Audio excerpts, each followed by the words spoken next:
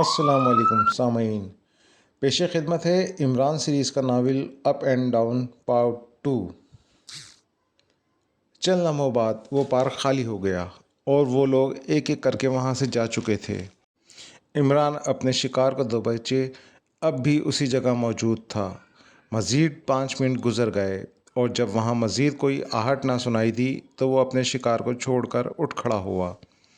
इमरान को यकीन था उसका शिकार जल्द होश में नहीं आएगा।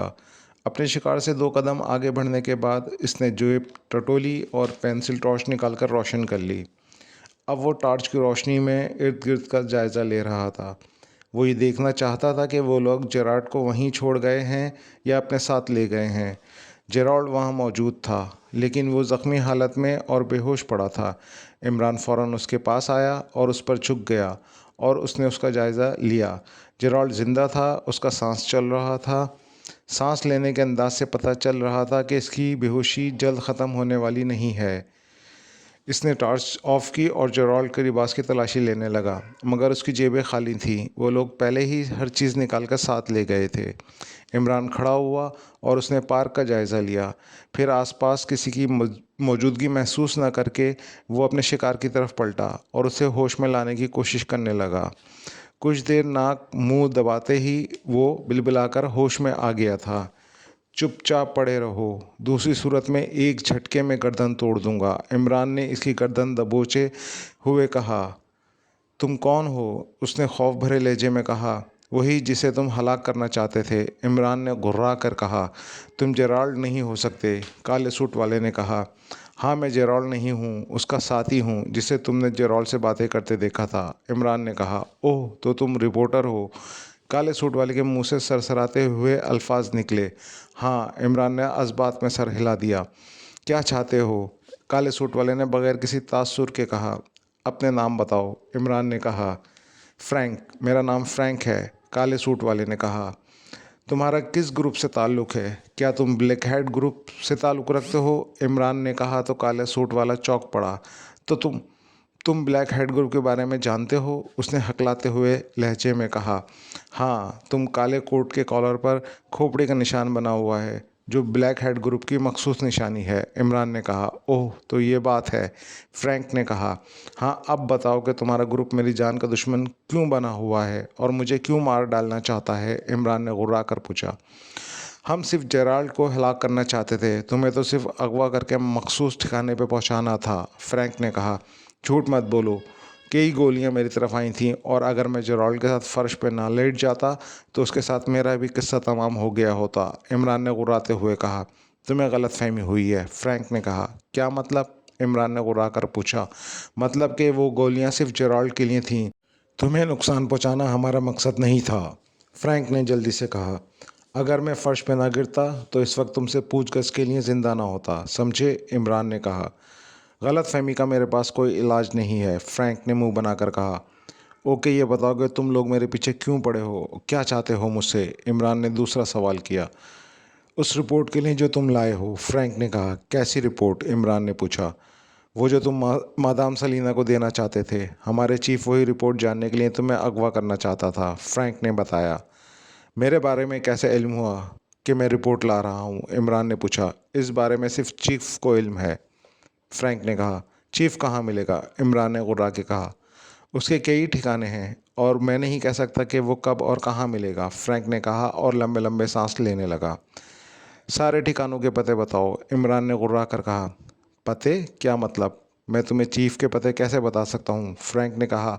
लेकिन दूसरे लम्हे इसके हल्क से ज़ोर से आवाज़ निकली। इमरान ने इसके मुंह पे ज़ोरदार थप्पड़ मार दिया था।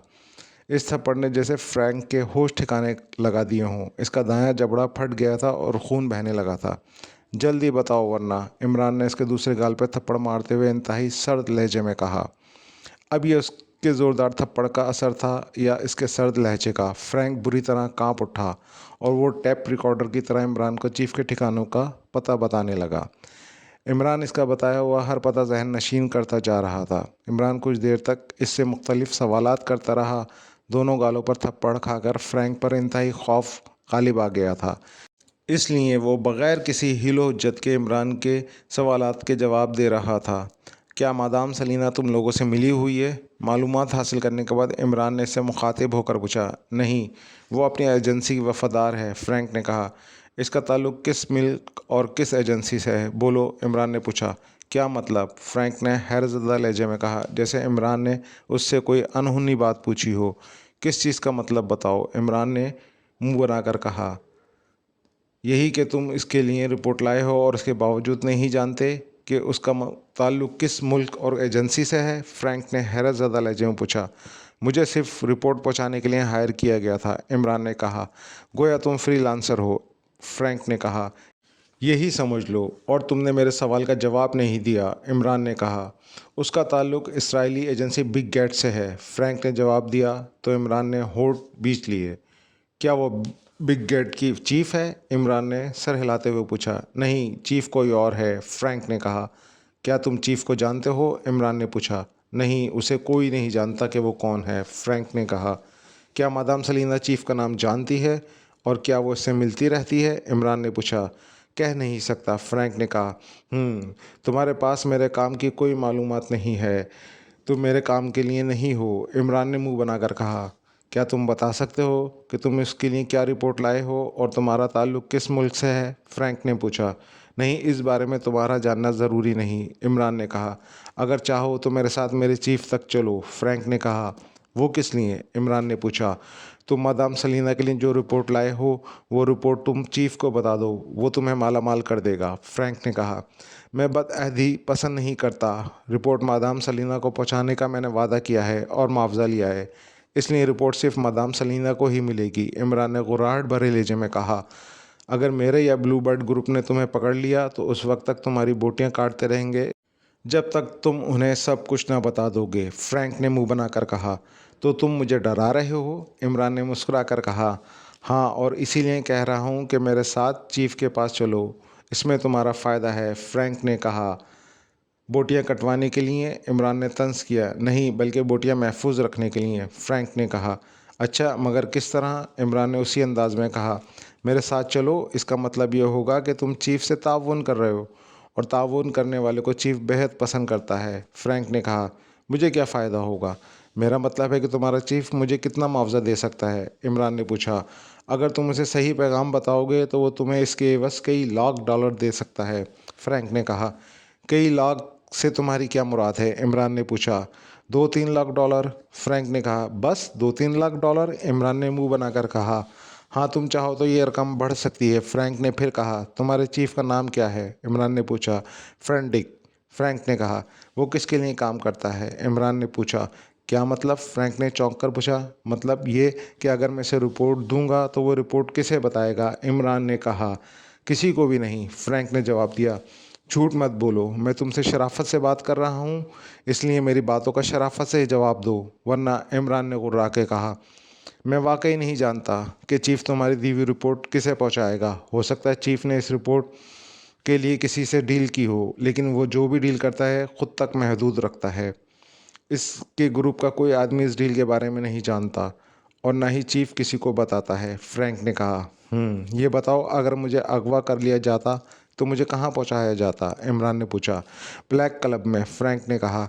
क्या ब्लैक क्लब ब्लैक हेड का हेडक्वार्टर है? इमरान ने पूछा। हाँ, फ्रैंक ने जवाब दिया। और कहाँ कहाँ हैं तुम्हारे ठिकाने? इमरान ने पूछा। हमारा मेन हेडक्वार्टर ब्लैक क्लब ही है, इसके अलावा हमारे वो ख़ास ठिकाने और भी हैं, फ्रैंक ने कहा। कौन से ठिकाने, बताओ इस बारे में, इमरान ने कहा।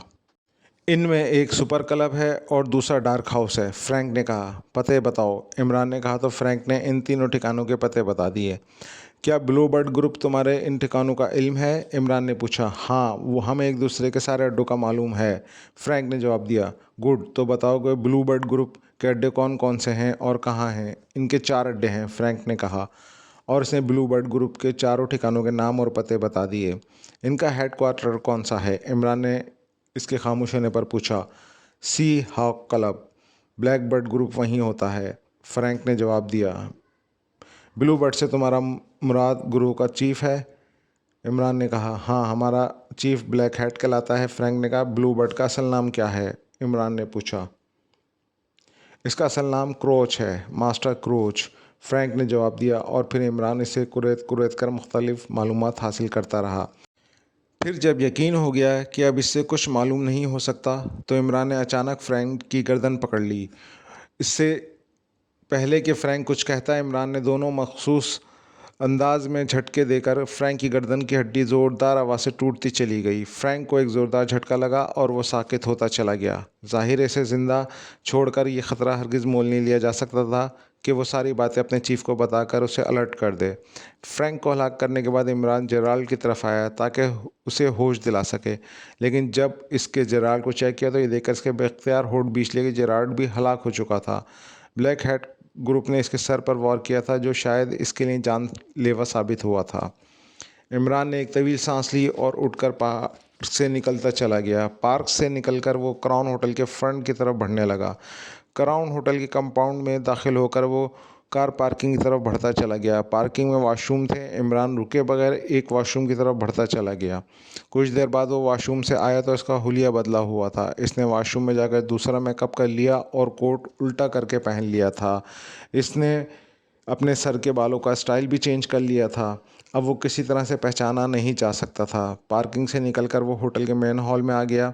ये देखकर उसके होठों में मुस्कुराहट उभर आई कि इसके साथी हॉल में बैठे हुए थे। जाहिर है वो इसी का इंतज़ार में वहाँ मौजूद थे। इमरान इनकी तरफ बढ़ने के बजाय लिफ्टों की तरफ बढ़ गया। चंद लम्हों बाद वो एक लिफ्ट से होटल के 3rd फ्लोर पर पहुँच गया। 3rd फ्लोर पर रूम नंबर 33 के सामने पहुँच रुक गया। ठीक इसी लम्हे इसने हल्की सी चीख की आवाज़ सुनी। बेसाख्ता इसने चारों तरफ देखा और राहदारी को सुनसान पाया। फिर वो कमरे के दरवाजे की होल में झुक गया और फिर अंदर जो कुछ इसने देखा वो उसे चौंका देने के लिए काफ़ी था। अंदर मादाम सलीना बेड पर पड़ी थी और सियाह लिबास वाला इसके सर पर खड़ा खंजर उसके चेहरे के सामने लहरा रहा था। शायद वो इसे धमका रहा था। इसी लम्हे इसने सियाह लिबास वाले को खंजर उठाकर मादाम सलीना पर हमला करते देखा। इससे पहले कि वो मादाम सलीना को खंजर मारता, मादाम सलीना की टांग चली और सियाह लिबास वाला चीखता हुआ उछलकर फर्श पर गिरा। इमरान ने चंद लम्हे सोचा, फिर दरवाजे का हैंडल घुमाया, मगर दरवाज़ा लॉक था। इसने दरवाजे पर ज़ोर से दस्तक दी।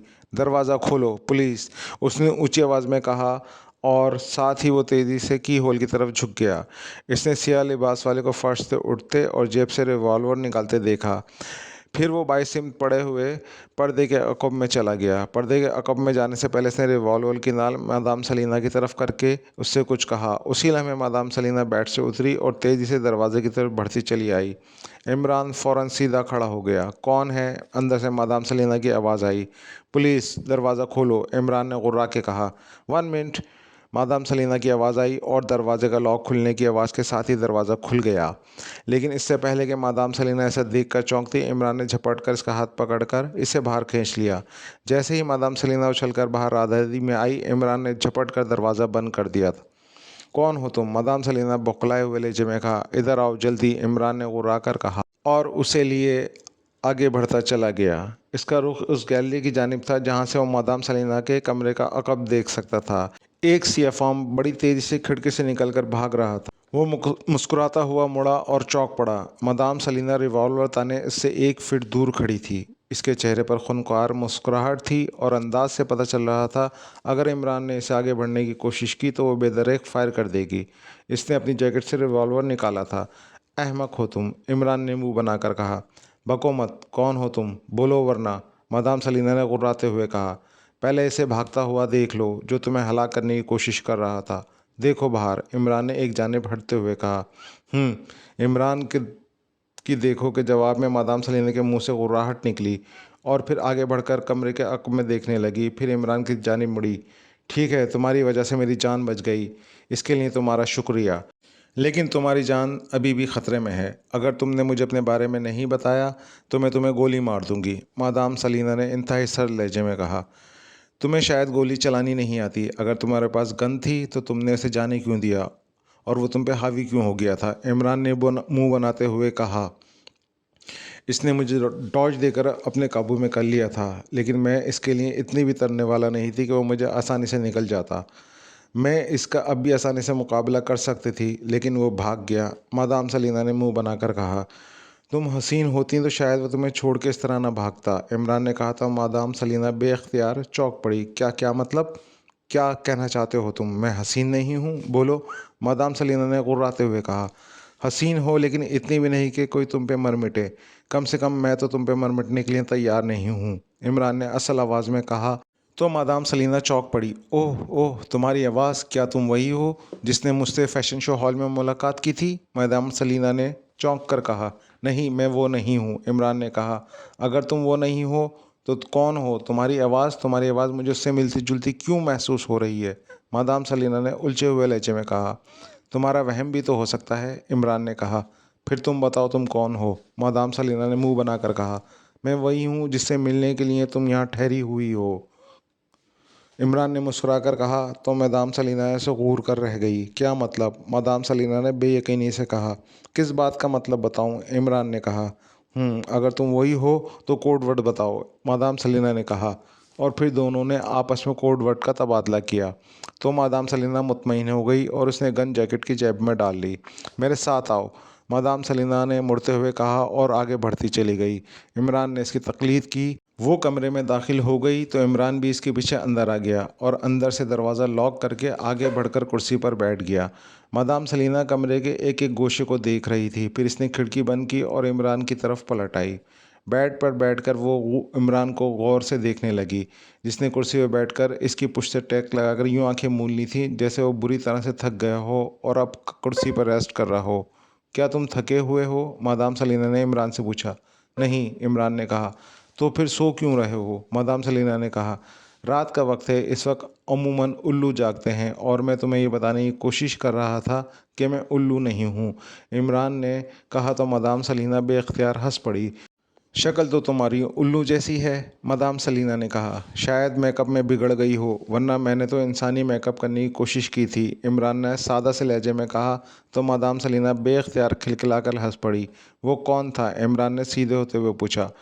ब्लैक हैट का चीफ, मादाम सलीना ने कहा। तो इमरान चौंक पड़ा। ओह, क्यों आया था वो यहाँ और तुमसे क्या चाहता था? इमरान ने पूछा।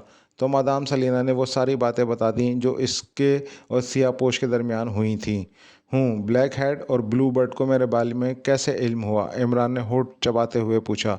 पता नहीं, मादाम सलीना ने मुस्कुरा कर कहा। तुमने अपने चीफ को इसकी इत्तला दी? इमरान ने कहा। नहीं, अभी देनी है, मगर पहले ब्लैक हेड का चीफ आ गया और अब तुम मौजूद हो, मादाम सलीना ने झूठ बोलते हुए कहा। अब चीफ को इत्तला दे दो, इमरान ने कहा।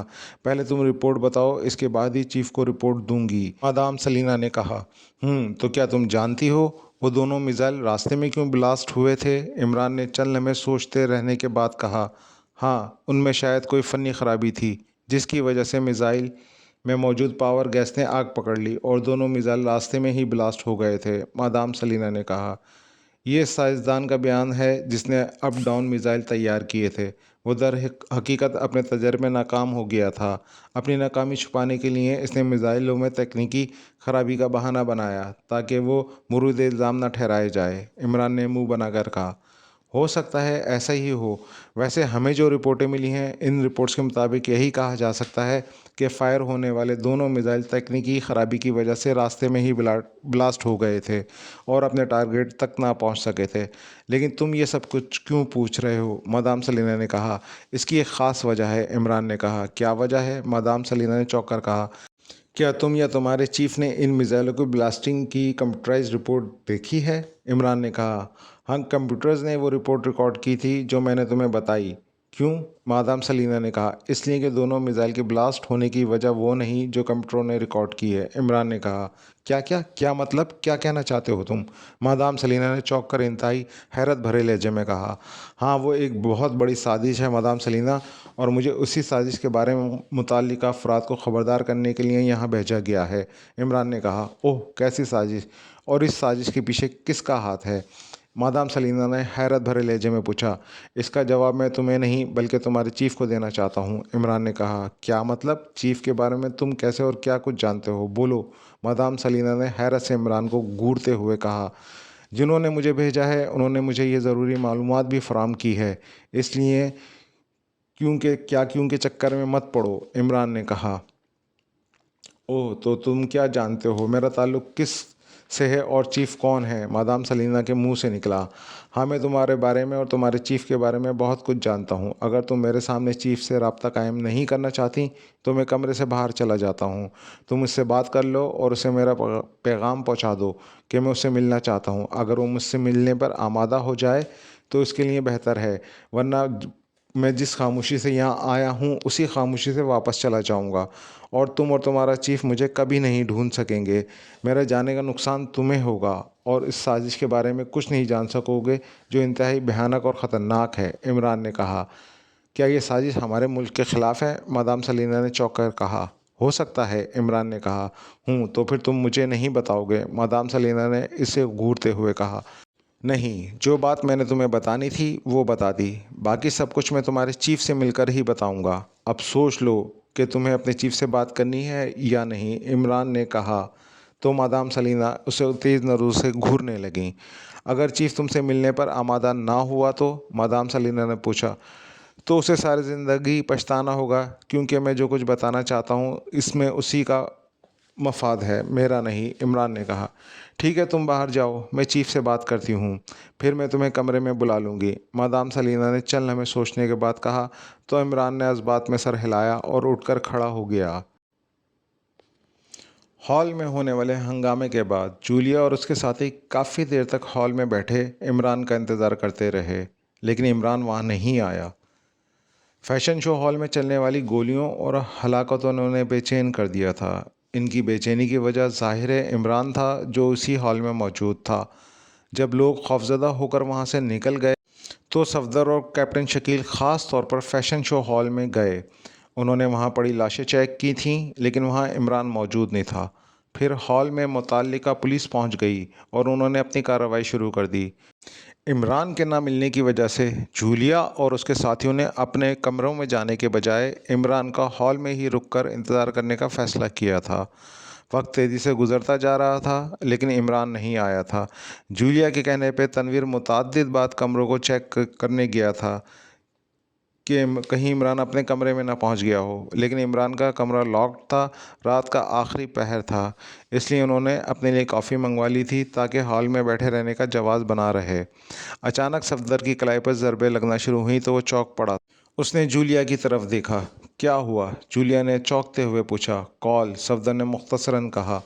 बाथरूम में आओ, जूलिया ने कहा। लेकिन कॉल किसकी हो सकती है? सफदर ने कहा। इमरान के अलावा और कौन हो सकता है इस वक्त तुम्हें कॉल करने वाला? तनवीर ने मुंह बनाकर कहा। तुम जाओ सफदर, जूलिया ने कहा। ठीक है, सफदर ने कहा और उठकर उस तरफ चला आया जिस तरफ बाथरूम बने हुए थे। 10-12 बाथरूम थे। वो एक में दाखिल हुआ और दरवाज़ा बंद कर उसने बेसन का नल खोल दिया और पानी गिरने की आवाज़ें सुनते ही रेस्टोरेंट ट्रांसमीटर ऑन कर दिया। SSS अटेंडिंग ओवर, सफदर ने कहा। X2 over. दूसरी जाने से चीफ की मखसूस सर्द आवाज़ सुनाई दी तो सफदर बुरी तरह चौंक पड़ा।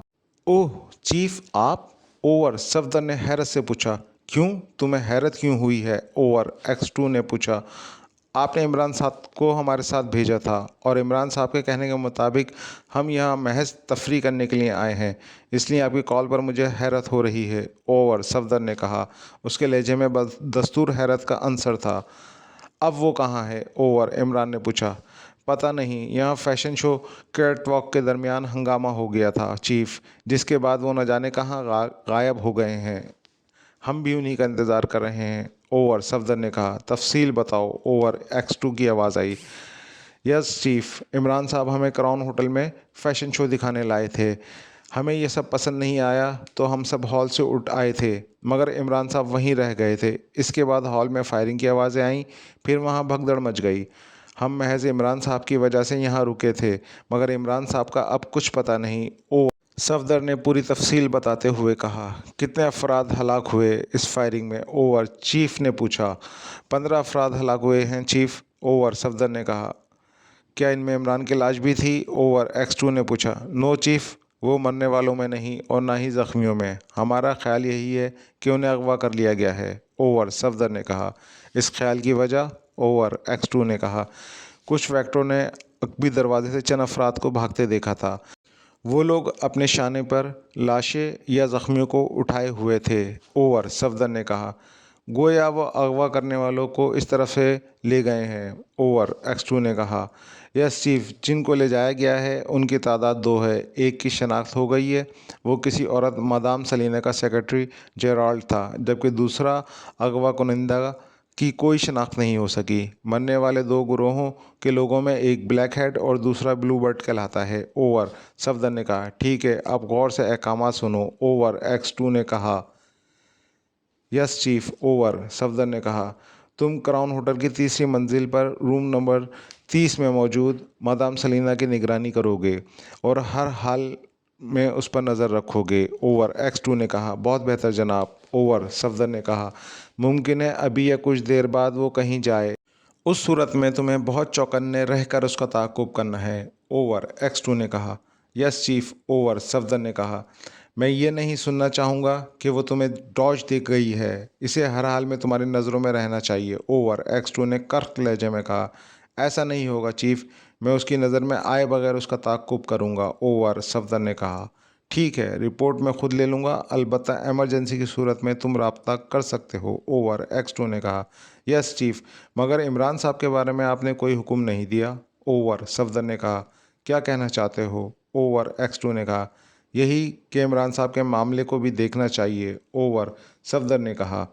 अगर वो अगवा हुआ है तो तुम क्या समझते हो, इमरान को इसकी मर्ज़ी के बगैर अगवा किया जा सकता है? ओवर, X2 ने कहा। ओह, तो क्या? सफदर ने कहना चाहा। हाँ, अगर वो अगवा हुआ है तो यकीनन उसकी किसी प्लानिंग का हिस्सा होगा। ओवर, X2 ने कहा। यस चीफ, मैं समझ गया। ओवर, सफदर ने कहा। तो बस रवाना हो जाओ। ओवर, X2 ने कहा। मिस जूलिया और दूसरे साथियों के लिए क्या हुक्म? ओवर, सफदर ने पूछा। उनसे कहो अपने अपने कमरों में जाकर अगले हुक्म का इंतज़ार करें, चीफ ने कहा, और साथ ही ओवर एंड ऑल्ट के रब्ता ख़त्म कर दिया। सफदर ने एक गहरी सांस लेते हुए रिस्ट वॉच का विंड बटन प्रेस करके ट्रांसमीटर ऑफ किया और चंद लम्हों बाद बाथरूम में रुककर वो बाहर आ गया। बाहर निकलकर इसने गहरी नज़रों से आसपास का जायज़ा लिया और हॉल की तरफ बढ़ने लगा। कुछ ही देर में वो अपने साथियों के पास था। किसकी कॉल थी? सफदर के बैठते ही जूलिया ने पूछा। बताता हूँ, सफदर ने कहा। कॉल इमरान की थी ना? क्या वो ठीक है? जूलिया ने पूछा। नहीं, इमरान साहब की कॉल नहीं थी। सफदर ने इनकार में सर हिलाया। क्या मतलब? रेस्ट वॉच पर इमरान नहीं तो किसने कॉल की? तनवीर ने हैरत से पूछा। चीफ की कॉल थी, सफदर ने बताया। क्या? इन सब के मुंह से हैरत भरे अंदाज में निकला। हाँ, उन्होंने एक काम मेरे सुपुर्द किया है, सफदर ने संजीदगी से कहा। मगर चीफ यहाँ कहाँ? कैप्टन शकील ने पूछा। हम अक्सर भूल जाते हैं कि चीफ हमेशा हमारे आसपास ही होता है और ख़ास मौक़ों पर हमें इसका सबूत भी मिल चुका है, और फिर ऐसे मौके पर हमें हैरत ज़ाहिर करते हैं। चीफ की कॉल का मतलब वाज़ेह है कि मेरा और कैप्टन शकील का अंदाज़ा गलत नहीं था। इमरान हमें यहाँ महज सैर व तफरीह के लिए नहीं लाया, सफदर ने मुस्कुराते हुए कहा। तो फिर क्यों लाया है वो हमें यहाँ? सफदर ने पूछा। हम यहाँ किसी ख़ास मिशन पर आए हैं, सफदर ने कहा। कौन सा मिशन? क्या चीफ ने तुम्हें मिशन के बारे में कुछ बताया है? जूलिया ने होठ भींचते हुए कहा। नहीं, चीफ ने मिशन के बारे में मुझे कुछ नहीं बताया, लेकिन इसका यहाँ होने का मतलब यही है कि हम यहाँ किसी अहम मिशन पर हैं, वरना चीफ इमरान साहब को जब भी हमारे साथ भेजते हैं वो ख़ुद हमारे पीछे नहीं आते।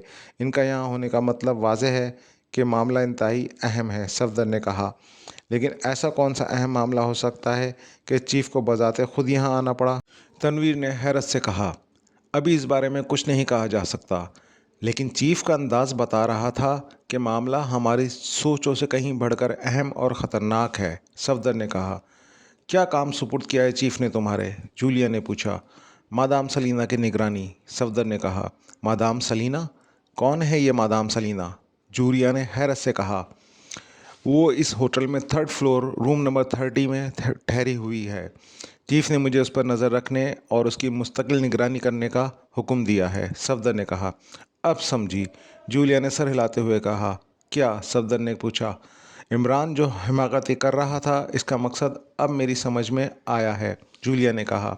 वो क्या? तनवीर ने पूछा। यही कि वो ऐसी हरकतें करके हमें फ़ैशन शो हॉल से हटाना चाहता था, जूलिया ने कहा। मगर क्यों? इससे इमरान साहब का क्या मकसद था? कैप्टन शकील ने कहा। यही कि हम उस लड़की को ना देख सकें और लड़की इससे मिलकर और खुलकर इससे बात कर सके, जूलिया ने कहा। क्या मतलब? सफदर ने चौंक के पूछा। मैंने कुछ फासले पर एक लड़की को देखा था जो गौर से इमरान को देख रही थी। इमरान ने भी इसे एक दो बार देखा था। इस वक्त मैंने इन दोनों की आंखों ही आंखों में बात करते देखा था। वो शायद आपस में आई कोड में बात कर रहे थे। इस वक्त मैं इमरान की इन हरकतों को उसकी ओछी हरकतें समझती थी, लेकिन अब मुझे याद आ रहा है, लड़की इमरान को आई कोड में हमें वहाँ से हटाने का कह रही थी। जूलिया ने कहा। ओह, तो ये बात है, सफदर ने कहा। हाँ, और अब मैं वसूख से कह सकती हूँ, वाकई इमरान हमें यहाँ सिर्फ सैर व तफरी कराने नहीं लाया, बल्कि हम किसी ऐसे मिशन पर आए हैं जिसके बारे में शायद अभी इमरान के सामने भी कोई प्लान नहीं है, और वो सारा दिन गायब रहता है और शायद इन्हीं चक्करों में लगा हुआ है। अब चीफ भी यहाँ पहुँच गए हैं। इससे ये बात क्लियर हो जाती है कि मामला ज़रूरत से ज़्यादा अहम और सीक्रेट है, जूलिया ने कहा। मगर हमारे उठ जाने से इमरान को क्या फ़र्क पड़ सकता है, तनवीर ने पूछा। यकीनन वो ये नहीं चाहता था कि लड़की से की जाने वाली गुफ्तगू हम में से किसी के इल्म में आए, जूलिया ने कहा। तो वो हमसे लड़की की हकीकत छुपाना चाहता था। वो कौन है और इससे क्या बात करना चाहती है, तनवीर ने कहा। हाँ, और इसके पीछे भी इसका ज़रूर कोई ना कोई मकसद पोशीदा होगा, क्योंकि इमरान कोई भी काम बग़ैर किसी मकसद के नहीं करता, जूलिया ने कहा। तो इमरान की तारीफ़ सुनकर तनवीर एक तवील सांस लेकर रह गया। किसी हद तक आपकी बात ठीक है मिस जूलिया। अगर ऐसा ना होता तो चीफ मुझे लड़की मादाम सलीना की निगरानी करने का हुक्म ना देते, सफदर ने कहा। बिल्कुल ठीक, यही बात है, जूलिया ने कहा। मुमकिन है मादाम सलीनिया जब आए तो इमरान साहब इसी के साथ हों, सफदर ने कहा। नहीं, अगर इमरान उसके साथ होता तो चीफ तुम्हें उससे आगाह ज़रूर कर देता ताकि तुम महतात रहो और इमरान को इसके साथ देखकर हैरान ना हो जाओ। जूलिया ने सफदर की बात सुनकर पहले इनकार में सिर हिलाया, फिर कहा, मैं समझ गया, और अब मैं चलता हूँ। ऐसा ना हो कि मादाम सलीना निकल जाए और मुझे चीफ का अताप सहना पड़े, सफदर ने कहा। ठीक है, जाओ। हाँ, चीफ ने हमारे लिए कुछ कहा था, जूलिया ने कहा। हाँ, चीफ का हुक्म है कि आप सब अपने अपने कमरों में चले जाएं और उनके हुक्म का इंतज़ार करें। हो सकता है वो आपसे भी रब्ता करें, सफदर ने कहा। ठीक है, हम अपने कमरों में चले जाते हैं। तुम अपना रेस्ट वॉच ट्रांसमीटर ऑन रखना ताकि ज़रूरत पड़ने पर तुम या हम में से कोई तुमसे रब्ता कर सके, जूलिया ने कहा। ओके, सफदर ने कहा और उठकर उस तरफ बढ़ने लगा जिस तरफ ऊपर जाने के लिए लिफ्ट्स लगी हुई थीं। एक लिफ्ट ने इसे चंद लम्हों में थर्ड फ्लोर पर पहुंचा दिया। रूम नंबर 30 के सामने रुककर इसने आसपास का जायज़ा लिया और वो की होल पर झुक गया। अंदर सिर्फ अंदरूनी कमरे का दरवाज़ा नज़र आ रहा था। यहाँ हर कमरे के अंदर दो दरवाजे और एक सिटिंग रूम था। सिर्फ सूट के अंदर जाने के लिए एक और सिटिंग रूम था और इस वक्त उसे सिर्फ एक कमरा नज़र आ रहा था। सफदर सोच रहा था कि दरवाज़ा बंद है, कहीं ऐसा तो नहीं कि मादाम सलीना कहीं चली गई हैं। अगर वो कमरे में होती तो दरवाज़ा बंद नहीं होना चाहिए था। चंद लम्हे वो सोचता रहा, फिर उसने दरवाज़ा का हैंडल घुमाया। हैंडल घूम गया लेकिन दरवाज़ा नहीं खुला, बस हल्की सी आवाज़ होकर रह गई। ठीक उसी लम्हे इसने अंदरूनी कमरे का दरवाज़ा खुलते देखा और हैरत ज़दा रह गया। कमरे से निकलने वाला इसके लिए अनजान नहीं था, ये इमरान था। इमरान का मेकअप बदला हुआ था। उसने मास्क मेकअप किया हुआ था और इस मेकअप में सफदर उसे पहले भी देख चुका था, इसलिए इसे इमरान को पहचानने में कोई दिक्कत नहीं हुई थी। इमरान दूसरी तरफ बढ़कर नज़रों से ओझल हो चुका था। उसने एक तवील सांस ली और सीधा हो गया। इमरान की अंदर मौजूदगी से एक बात साफ जाहिर हो गई थी कि मादाम सलीना अंदर ही मौजूद है, और इसके बारे में जूलिया का ख्याल सही साबित हुआ था कि इमरान ने महज इन्हें फ़ैशन शो से हटाने के लिए वो हरकतें की थीं। यकीनन वो नहीं चाहता था कि मादाम सलीना और इमरान की मुलाकात से इनमें से कोई वाकिफ़ हो सके, मगर क्यों? ये एक ऐसा सवाल था जिसका जवाब सफदर के पास नहीं था। इसका जवाब मादाम सलीना के ताक़ुब और उनके दरमियान होने वाली गुफ्तगू से ही पता चल सकता था। चंद लम्हे वो इसी गुमागुई कैफियत में रहा और फिर एक बार फिर की होल पर झुका, मगर कुछ नज़र नहीं आया। तो इसने एक तवील सांस ली और सीधा होकर दरवाजे से हट आया और राहदारी में आगे बढ़ता चला गया, और फिर वो सामने मौजूद एक गैलरी में जाकर खड़ा हुआ। वो गैलरी के एक सुतून के पास खड़ा था ताकि अगर मादाम सलीना या इमरान कमरे से निकलें तो वो तेज़ी से उनकी नज़रों में आए बग़ैर सुतून की आड़ में हो जाए। वो इंतज़ार करता रहा और वक्त आहिस्ता आहिस्ता गुजरने लगा। फिर 15 मिनट बाद कमरे का दरवाज़ा खुला। सफदर को मादाम सलीना कमरे से निकलती नज़र आई। इमरान भी इसके साथ था। वो दोनों लिफ्ट के बजाय राहदारी के दूसरे हिस्से की तरफ बढ़ रहे थे। सफदर समझ गया वो अगबी जीने की तरफ जाना चाहते हैं। सफदर का अंदाज़ा सही निकला। वो दोनों चलते हुए जीने की तरफ मुड़ गए। ये अंदाज़ा करके कि वो दोनों निफ्स जीने उबूर कर चुके होंगे, सफदर भी उसी तरफ बढ़ा और जीना तय करने लगा। ग्राउंड फ्लोर पर पहुंचकर वो रुक गया। इमरान और मादाम सलीना अकबी दरवाजे से बाहर निकल रहे थे। जैसे ही बाहर निकलकर उन्होंने दरवाज़ा बंद किया, सफदर तेज़ी से उस तरफ दौड़ा। वो लोग तारीक गली में आगे बढ़ रहे थे। सफदर भी दीवार से लगकर इसी तरह बढ़ने लगा। फिर वो स्टेशन वैगन के पास जाकर रुक गए और सफदर ने मादाम सलीना की आवाज़ सुनी, मगर इसने क्या कहा था ये समझ में नहीं आ सका। मगर ये ज़रूर मालूम हो गया कि वैगन की ड्राइविंग सीट पर मौजूद है। वो दोनों आगे से घूमकर अगली सीट की तरफ बढ़े और सफदर दौड़कर वैगन के अगबी हिस्से के पास पहुंचा। इसने वैगन के दरवाज़ों का हैंडल पकड़ खींचा तो दरवाज़ा आसानी से खुल गया। दरवाज़ा खुलते देखकर सफदर की आंखों में चमक उभर आई। वो एक लम्हा ज़ाया किए बगैर वैगन में आ गया और दरवाज़ा बंद कर लिया। जैसे ही इसने दरवाज़ा बंद किया, उसी लम्हे वैगन हरकत में आ गई। वैगन के पिछले हिस्से में चंद बड़े बड़े बॉक्स रखे थे। बॉक्स सील्ड थे। सफदर वैगन की हरकत में आने के झटके से गिरते गिरते बचा। वो वैगन के अगले हिस्से की तरफ बढ़ा। ड्राइविंग सीट और अगबी हिस्से के दरमियानी दीवार में जाली लगी हुई थी। ये जाली ऐसी थी कि इसमें से हवा और आवाज़ दोनों अंदर आ सकती थी, मगर दूसरी तरफ से इस तरफ देखा नहीं जा सकता था। यही वजह थी कि किसी ने इसे वैगन का अगबी दरवाज़ा खोलते और वैगन में दाखिल होते हुए नहीं देखा था। सफदर उस जाली के पास आकर रुक गया। इसे दूसरी तरफ से इमरान, मादाम सलीना और ड्राइविंग सीट पर बैठे हुए शख्स की आवाज़ें आ रही थी। सफदर गौर से उनकी बातें सुनने लगा। जैसे जैसे वह उनकी बातें सुन रहा था, उसकी हैरत बढ़ती जा रही थी। इमरान ने एक खाली कमरे में जाकर सफदर को चीफ की हैसियत से कॉल की और फिर वो इसे हिदायत देकर कमरे से निकलकर आ गया। कमरे से बाहर आते ही वह दोबारा मादाम सलीना के कमरे की तरफ बढ़ा और इसने दरवाजे पर रुककर दस्तक दी। आ जाओ, मादाम सलीना की आवाज़ आई और इमरान दरवाज़ा खोलकर अंदर दाखिल हो गया। क्या रहा, चीफ से बात हुई? इमरान ने पूछा। हाँ, मैंने चीफ से बात कर ली है, मादाम सलीना ने कहा। क्या कहा चीफ ने? इमरान ने पूछा। पहले तुम मुझे अपना नाम बताओ, मादाम सलीना ने कहा। मैं बेनाम हूँ, इमरान ने मुस्कुराकर कहा। बेनाम? क्या मतलब? मादाम सलीना ने चौंक कर कहा। बेनाम वो होता है जिसका कोई नाम नहीं होता। सीधे लफ्ज़ों में मैं ये कि मैं गुमनाम हूँ और मुझे गुमनाम कह के पुकार सकती हो, इमरान ने उसी अंदाज में कहा। गुमनाम? ये कैसा नाम है? मादाम सलीना ने हैरत से पूछा। ये नाम नहीं है, इमरान ने कहा। तुमने खुद ही कहा कि मैं तुम्हें गुमनाम कह सकती हूँ, मादाम सलीना ने कहा। हाँ, सिर्फ कह सकती हो, मुझे ये नाम दे नहीं सकती, इमरान ने कहा। तो मादाम सलीना उसे उलझी हुई नज़रों से देखने लगी। अगर ऐसी बात है तो तुम मुझे असल नाम क्यों नहीं बताते, मादाम सलीना ने मुंह बनाकर कहा। क्या रखा है नाम में? मैं बेनाम ही बल्कि गुमनाम ही भला हूँ, इमरान ने कहा। तो मादाम सलीना एक तवील सांस लेकर रह गई। अब अपने चीफ के बारे में बताओ, इमरान ने कहा।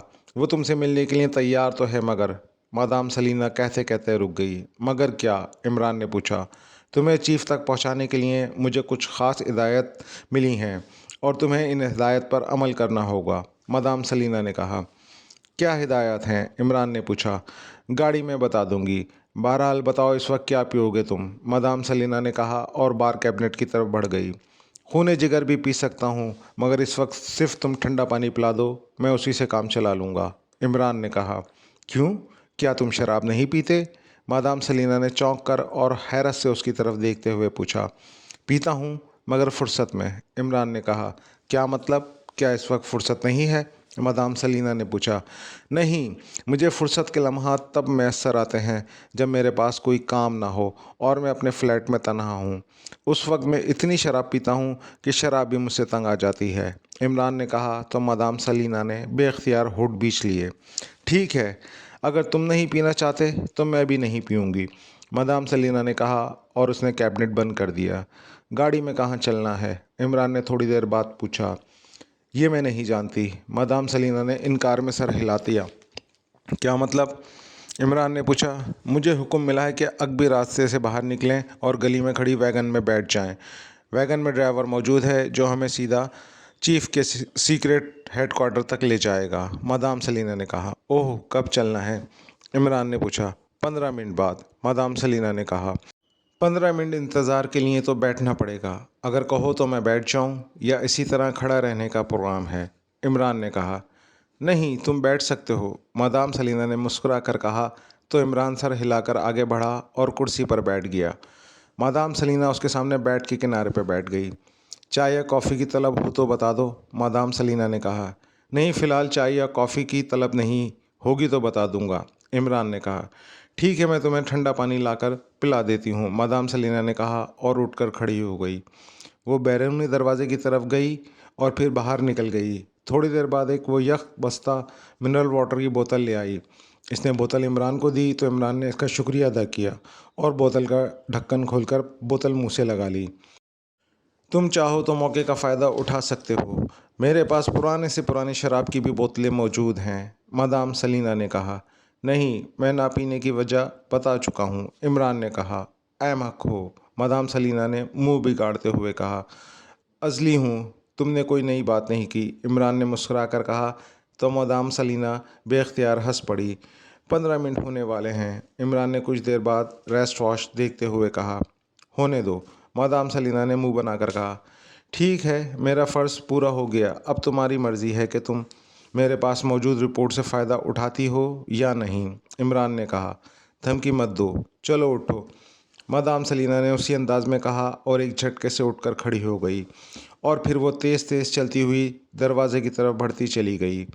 इमरान भी उसके पीछे चल पड़ा। 15 मिनट बाद वो अगबी रास्ते से बाहर निकल रहे थे। बाहर दरवाजे से कुछ दूर तारीकी में एक वैन खड़ी थी। मादाम सलीना इस तरफ बढ़ती चली जा रही थी।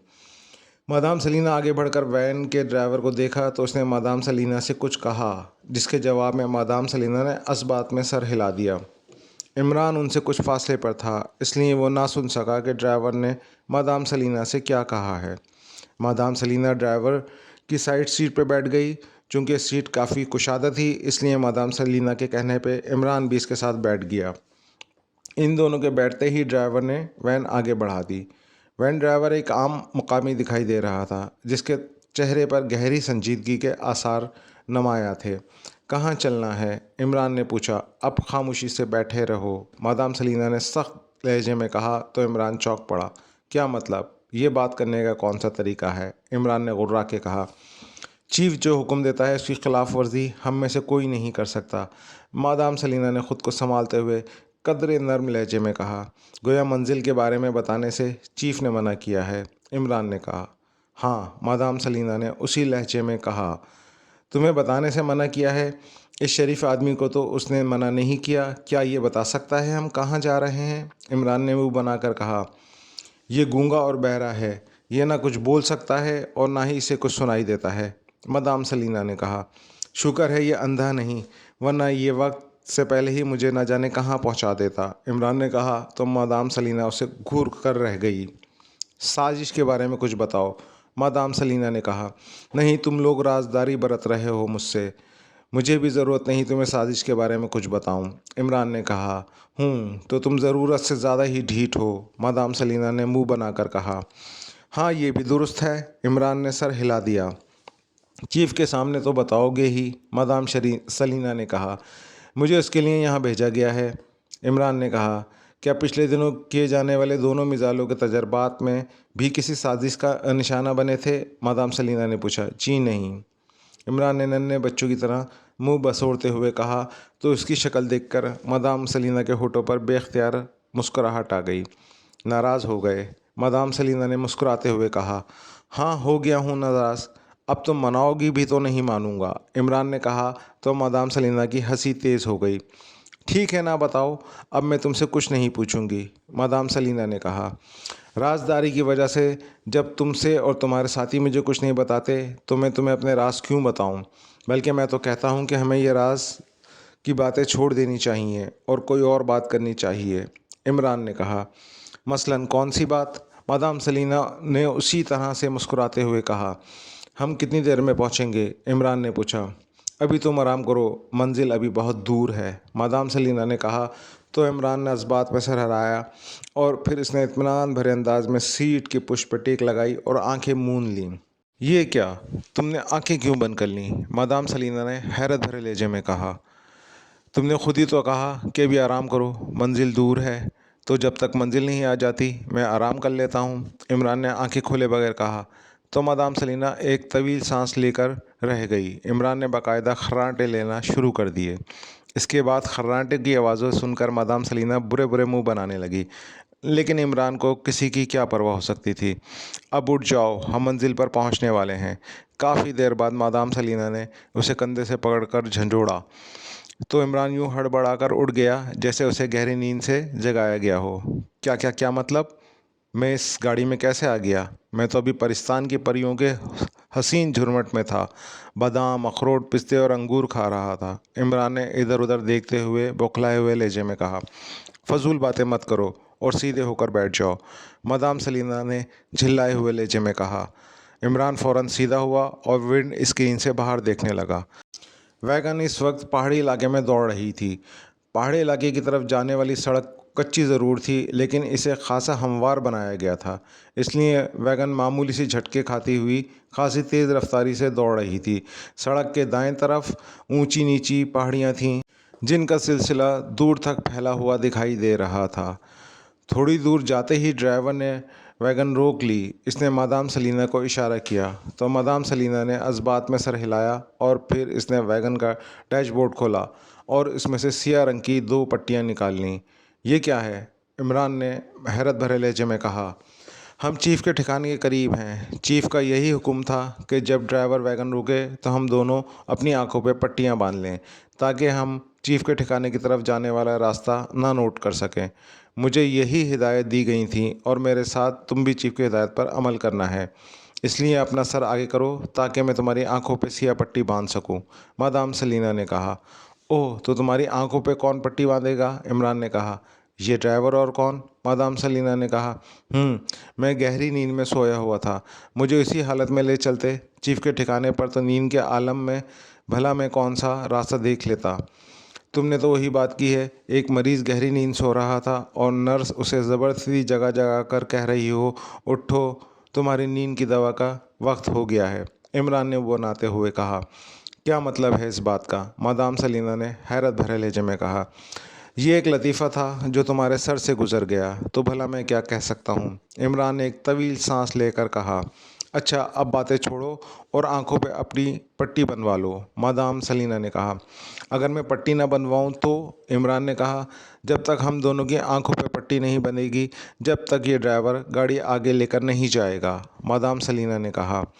और अगर इसे वैगन आगे नहीं जाएगी तो इससे कहो कि ये वैगन पीछे ले जाए, रिवर्स गेयर लगा के, इमरान ने कहा। तुम फजूल बातों में वक्त ज़ाया कर रहे हो, मादाम सलीना ने इस बार कदरे गुस्सीले लहजे में कहा। मेरे पास वक्त ही वक्त है। अगर मैं इसे ज़ाया नहीं करूं तो मेरा वक्त गुजरेगा कैसे? इमरान भला आसानी से कहाँ बाज आने वाले था। ठीक है, तो फिर बैठे रहो ऐसे ही। ये वैन अब ना आगे जाएगी और ना पीछे, मादाम सलीना ने गुस्से से कहा। अरे बाप रे बाप! अगर वैगन आगे या पीछे ना गई तो क्या हमें यहीं रहना पड़ेगा, इस वीरान और खुश पहाड़ियों के दरमियान? इमरान ने बौखला कर कहा। हाँ बिल्कुल ऐसा ही है, मादाम सलीना ने कहा। मुझे वीरान और सुनसान इलाकों से बेहद डर लगता है। इससे तो बेहतर है कि तुम मेरी आंखों पर पट्टी बांध दो और मुझे किसी गुंजान आबाद वाले इलाके में ले चलो, जहाँ ऐसी खामोशी और वीरानी ना हो, इमरान ने कहा। अभी लो, मादाम सलीना ने कहा और इसने एक पट्टी इमरान की आंखों पर चढ़ा दी। पट्टी इतनी चौड़ी थी कि इसने आंखों के साथ नाक और माथे का कुछ हिस्सा भी घेर लिया था। इसलिए इमरान की नाक से तेज़ और इंतहाई नागवार बू का भपका सा टकराया। इमरान के जहन में छमका सा हुआ और वो समझ गया कि इसे बेहोश करने की कोशिश की गई है। इसने एक लम्हा ज़ाया किए बगैर सांस रोका और साथ ही यूं लुढ़क गया जैसे उस पर गैस का असर हो गया हो। संभालो इसे, अचानक वैन के ड्राइवर ने सर्द लहजे में मादाम सलीना से मुखातिब होकर कहा तो इमरान दिल ही दिल में मुस्करा दिया। अगली पहाड़ी से राइट टर्न ले लेना, मादाम सलीना ने इमरान को खिड़की की तरफ धकेलते हुए कहा। मैं जानता हूँ मुझे क्या करना है, तुम मुझे हिदायत मत दो, ड्राइवर ने गुर्रा कर कहा। ठीक है, मादाम सलीना ने गुर्रा कर कहा और ख़ामोश हो गई। वैगन कुछ देर पहाड़ी इलाकों में दौड़ती रही। फिर ड्राइवर वैगन मोड़कर एक कारपेटेड रोड पर ले आया और वैगन तेज़ी से मेन रोड पर दौड़ने लगी। 1 घंटे बाद वैगन एक शहरी इलाके में दाखिल हो रही थी। शहर में मुख्तलिफ रास्तों से होती हुई वैगन शहर के एक होटल के अहाते में दाखिल हुई। इमरान, जो कन अँखियों से ये सब कुछ देख रहा था, होटल का नाम पढ़कर एक तवील सांस लेकर रह गया। होटल का नाम वेल्डन था। ड्राइवर रुके बगैर वैगन पार्किंग में ले गया। इसने पार्किंग में वैगन रोकी और फिर अपनी साइड का दरवाज़ा खोलकर बाहर निकल आया और फ्रंट से घूमकर उस तरफ आया जहां खिड़की से इमरान बेहोश पड़ा दिखाई दे रहा था। ड्राइवर ने दरवाज़ा खोला तो इमरान जानबूझकर बाहर की तरफ लुढ़का, लेकिन इससे पहले कि वो गिरता, ड्राइवर ने फ़ौरन उसे संभाल लिया और फिर उसने इमरान को उठाया और अपने कंधे पर लाद लिया। मादाम सलीना भी वैगन से बाहर आ गई और फिर वो होटल के अगबी हिस्से की तरफ बढ़ते चले गए। यहाँ सिर्फ एक आदमी अगबी दरवाजे पर मौजूद था। उन्हें देखते ही उसने फ़ौरन दरवाज़ा खोल दिया। दरवाजे की दूसरी तरफ सीढ़ियाँ दिखाई दे रही थीं जो ऊपर जा रही थीं। क्या रिपोर्ट है? ड्राइवर ने उस आदमी से मुखातिब होकर पूछा। सब ठीक है, चले जाओ, उस आदमी ने कहा। चीफ मौजूद है? ड्राइवर ने पूछा। हाँ, और तुम्हारा इंतज़ार कर रहा है, उस आदमी ने कहा। ठीक है, ड्राइवर ने कहा और आगे बढ़ा और ऊपर जाने के लिए ज़ीने तय करने लगा। ये तुम क्या कर रहे हो रॉबर्ट? मादाम सलीना ने पूछा। क्यों, क्या हुआ? ड्राइवर ने पूछा, जिसका नाम रॉबर्ट था। हमें छठे फ्लोर पर जाना है। और क्या हम ऊपर सीढ़ियाँ चढ़ के जाएंगे? मादाम सलीना ने पूछा। मैं अहमक नहीं हूँ, दूसरी मंजिल से लिफ्ट ले लेंगे, रॉबर्ट ने मुंह बनाते हुए कहा।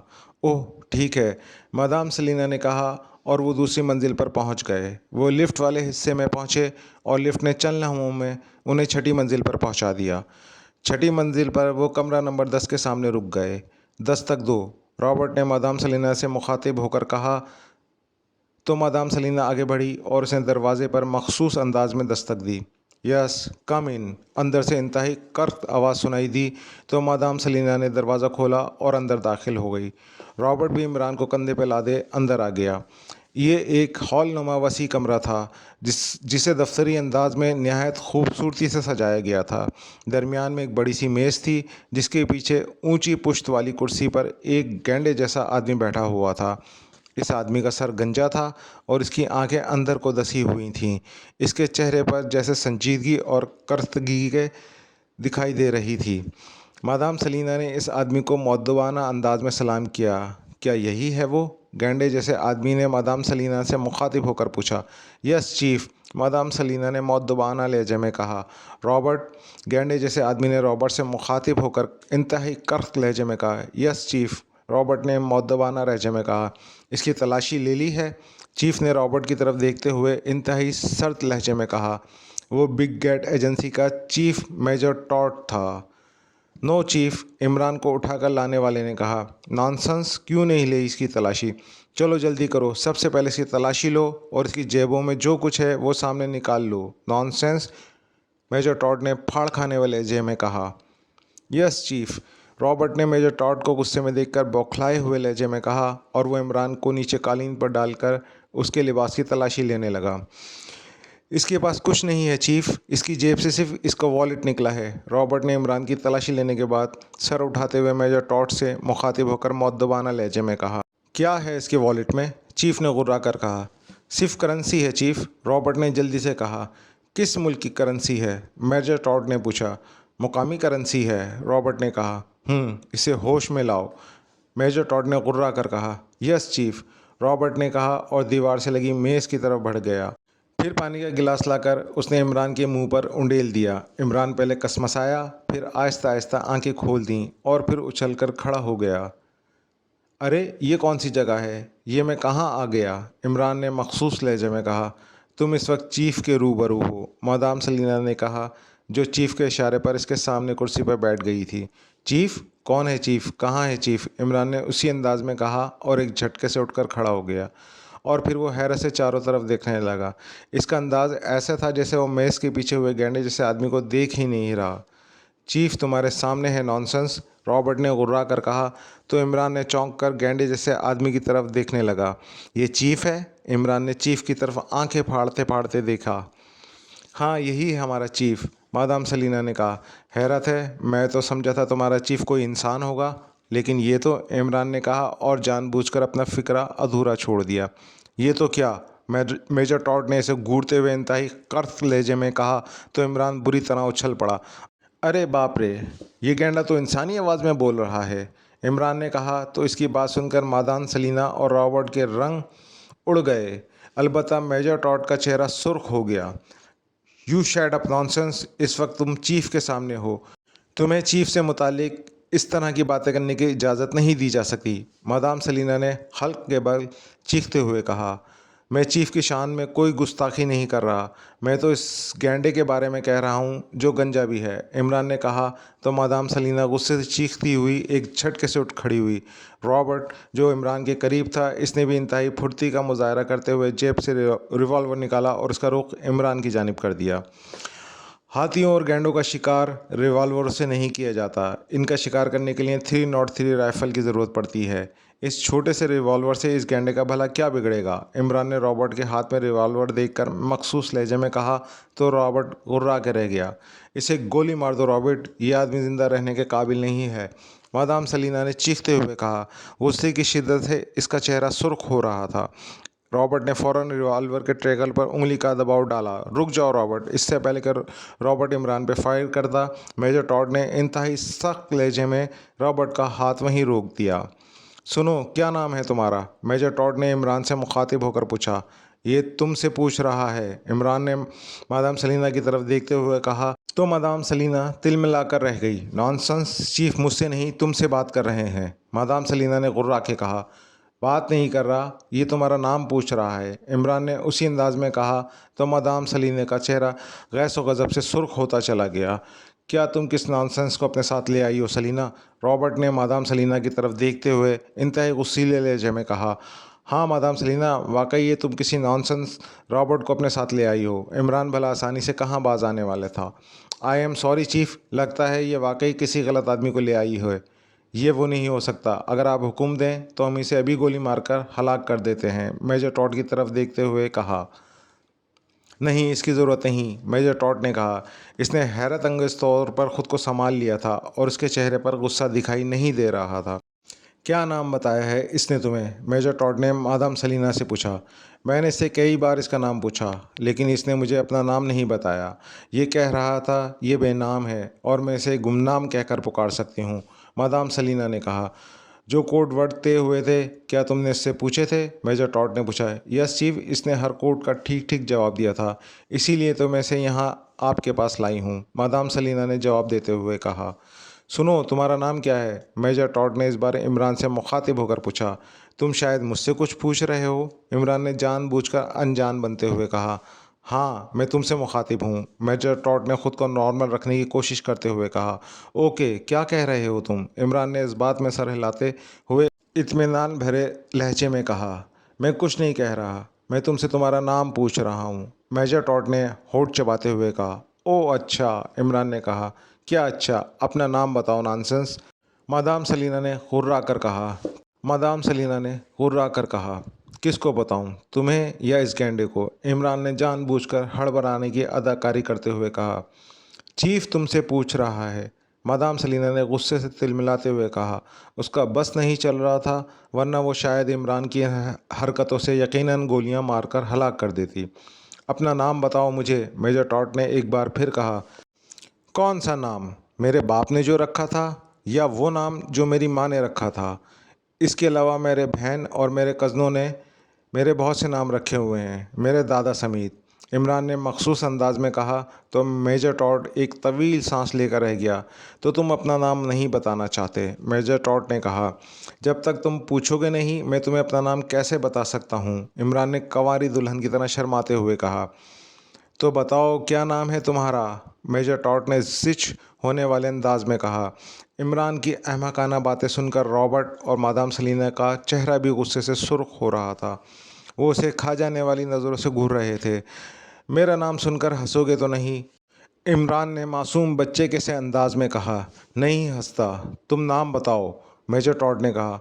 ऊट पटांग, इमरान ने कहा। ऊट पटांग क्या मतलब, मेजर टॉड ने कहा। यह मेरा नाम है, डैडी ने मेरा नाम ऊँट रखा था और माँ अम्मा भी ने पटांग, इमरान ने कहा। ठीक है, बैठ जाओ, मेजर टॉड ने कहा। कहाँ, कुर्सी पर या तुम्हारे गंजे सर पर, इमरान ने कहा। तो मेजर टॉड इसे घूर कर रह गया। कुर्सी पर बैठ जाओ, मेजर टॉड ने कहा। तो इमरान आगे बढ़ा और बड़े इत्मीनान बड़े अंदाज में मादाम सलीना के साथ वाली कुर्सी पर बैठ गया। मादाम सलीना भी इसे वे घूरती हुई बैठ गई। मुझे क्या हुआ था? इमरान ने मादाम सलीना की तरफ फर्जिया नज़रों से देखते हुए पूछा। तुम शायद वैन में सो गए थे, मादाम सलीना ने कहा। नहीं नहीं, मैं तुम्हें इतने करीब देखकर बेहोश हो गया था शायद, इमरान ने कहा। ऐसी बात नहीं थी, रॉबर्ट ने कहा। मुझे अक्सर हसीनाओं के जलवे में बेहोशी का दौरा पड़ जाता है। खड़े खड़े या फिर बैठे बैठे ही मैं बेहोश हो जाता हूँ। अब भी ऐसा ही हुआ होगा, इमरान ने कहा। जो भी हुआ है, रॉबर्ट इसे शराब दो, मेजर टॉड ने पहले इमरान से फिर रॉबर्ट की तरफ देखते हुए कहा। ये शराब नहीं पीता चीफ, मादाम सलीना ने कहा। तो ये क्या पीता है? मेजर टॉड ने हैरत भरे लहजे में कहा। कॉफ़ी मिल सकती है, इमरान ने कहा। जाओ सलीना, इसके लिए कॉफ़ी बना लाओ, मेजर टॉड ने इमरान की बातों को नज़रअंदाज करते हुए कहा। तो मादाम सलीना इमरान को तेज़ नज़रों से घूरती हुई उठी और फिर वो तेज़ तेज़ चलती हुई कमरे से निकलती चली गई। क्या नाम बताया था तुमने? हाँ मिस्टर ऊटपटांग, मादाम सलीना कह रही थी कि तुम मुझसे मिलना चाहते हो, मेजर टॉड ने कहा। हाँ, और क्यों मिलना चाहते हो ये आप जानते हैं, इमरान ने कहा। मादाम सलीना ने बताया कि तुम स्पेशल रिपोर्ट सिर्फ मुझे देना चाहते हो, मेजर टॉड ने सर हिलाते हुए कहा। हाँ, मैंने मादाम सलीना से यही कहा था, इमरान ने कहा। मगर क्यों? चीफ ने पूछा। मुझे यही हुक्म मिला कि मैं सिवाय मेजर टॉड के किसी और को रिपोर्ट न दूं, इमरान ने संजीदा होते हुए कहा। मेरे असल नाम के बारे में तुम्हें कैसे इल्म हुआ? मेजर टॉड ने इसकी तरफ गौर से देखते हुए कहा। अभी मैंने कहा यही हुक्म मिला है कि सिवाय मेजर टॉड के किसी और को रिपोर्ट ना दूं, तो इसका मतलब ये हुआ कि ये कोड नाम मुझे उन लोगों से मालूम हुआ जिन्होंने रिपोर्ट तुम तक पहुंचाने की जिम्मेदारी दी है, इमरान ने कहा। रिपोर्ट क्या है, मुझे बताओ, मेजर टॉड ने इमरान को घूरते हुए कहा। वो मैं तन्हाई में बता सकता हूँ, इमरान ने कहा। रॉबर्ट मेरा ख़ास आदमी है, तुम उसकी मौजूदगी में हर बात कर सकते हो, मेजर टॉड ने कहा। सोच लो, अगर रिपोर्ट लीक आउट हुई तो उसकी सारी जिम्मेदारी तुम्हारी होगी, इमरान ने कहा। ठीक है, रिपोर्ट बताओ, मेजर टॉड ने गुर्रा कर कहा। रिपोर्ट यह है कि जिस तरह पहले 2 मिसाइल फाइल होते ही रास्ते में ब्लास्ट हो गए थे, इसी तरह तीसरा मिसाइल भी फ़िज़ा में बुलंद होते ही ब्लास्ट हो जाएगा और किसी भी सूरत में अपने टारगेट तक ना पहुंच सकेगा, इमरान ने कहा। ये रिपोर्ट है, मेजर टॉड ने चौंक कर और इंतहाई हैरत भरे लहजे में कहा। हाँ, और तुम्हारी इत्तला के लिए बता दूं कि थर्ड मिसाइल की मशीनरी में फ्यूल सिस्टम के साथ धमाके से ब्लास्ट होने वाली रिमोट कंट्रोल डिवाइस भी है, इमरान ने कहा। क्या? धमाके से ब्लास्ट होने वाली remote control device? Major Todd ने हैरत से पूछा।